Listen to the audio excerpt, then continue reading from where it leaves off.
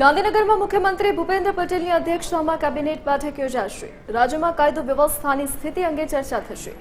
ગેરકાયદે રહેતા બાંગ્લાદેશીઓ સહિતના મુદ્દે ચર્ચા થશે। ગુજરાત સ્થાપના દિવસની ઉજવણીના આયોજન સંદર્ભે ચર્ચા થવાની સંભાવના છે। ઉનાળામાં ખેતી અને સિંચાઈના પાણી વિતરણ વ્યવસ્થાપન મુદ્દે પણ આ કેબિનેટની બેઠકમાં ચર્ચા થવાની સંભાવના છે।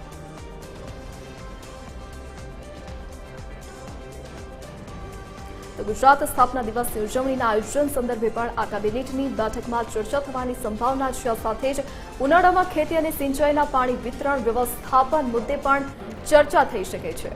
તો મુખ્યમંત્રી ભૂપેન્દ્ર પટેલની અધ્યક્ષતામાં આજે ગાંધીનગર ખાતે કેબિનેટ બેઠક યોજાશે, જેમાં રાજ્યમાં કાયદો વ્યવસ્થાની સ્થિતિ અંગે ચર્ચા થઈ શકે છે।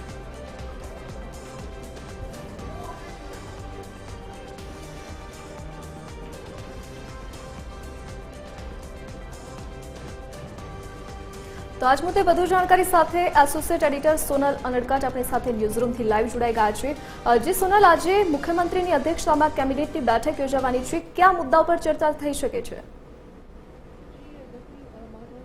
આજે કેબિનેટ બેઠક મળી રહી છે, પણ સાથે સાથે જે સંજોગો અત્યારે ચાલી રહ્યા છે અમદાવાદની અને સમગ્ર રાજ્યની જો વાત કરીએ તો જે પ્રકારે બાંગ્લાદેશીઓ અને પાકિસ્તાનીઓને ડિપોર્ટ કરવાની વાત ચાલી રહી છે, ગેરકાયદે ઘૂસણખોરી કરી ચૂકેલા બાંગ્લાદેશીઓને તેમના વતન પરત મોકલવાની અને ખાસ કરીને જે ગેરકાયદે પ્રવૃત્તિઓ ચાલે છે તે રોકવા માટે થઈને ચંડોળા તળાવ ખાતે જે મેગા ઐતિહાસિક ઓપરેશન ડિમોલિશન કરવામાં આવ્યું તે અંતર્ગત જે કામગીરી થઈ, હજુ 2 દિવસે કામગીરી ચાલવાની છે, પણ આ તમામ જે કામગીરી છે તેમાં કેટલા બાંગ્લાદેશીઓ, કેટલા પાકિસ્તાનીઓ, કેટલા ડિપોર્ટ કરવાના, કયા પ્રકારે ડિપોર્ટ કરવાના, કેન્દ્ર સરકાર સાથે જે આનું સંકલન છે તે તમામ બાબતો જે છે તેના આધાર પર જે વિદેશના લોકો છે એટલે કે જે પાકિસ્તાનીઓ અથવા બાંગ્લાદેશીઓ છે તેમને ડિપોર્ટ કરવાના થતા હોય છે। આવા સંજોગોમાં કેન્દ્ર સરકાર સાથે રાજ્ય સરકારનું કયા પ્રકારનું સંકલન છે, આગામી દિવસોમાં કયા પ્રકારની કાર્યવાહી કરવી, આ તમામ બાબતોની જે સમીક્ષા છે તે આજની કેબિનેટની બેઠકમાં થઈ શકે છે। રાજ્યમાં જે કાયદો અને વ્યવસ્થાની સ્થિતિ છે તેની પણ સમીક્ષા થઈ શકે છે। સાથે સાથે જ ઉનાળાનો સમય છે તો ખેતી અને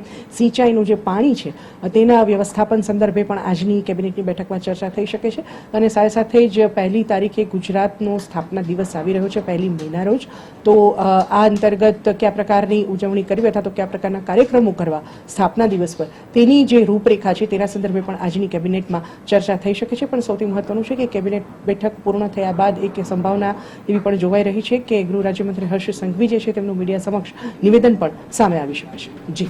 જી સોનલ, વિગત સાથે જોડાવા બદલ આપનો આભાર।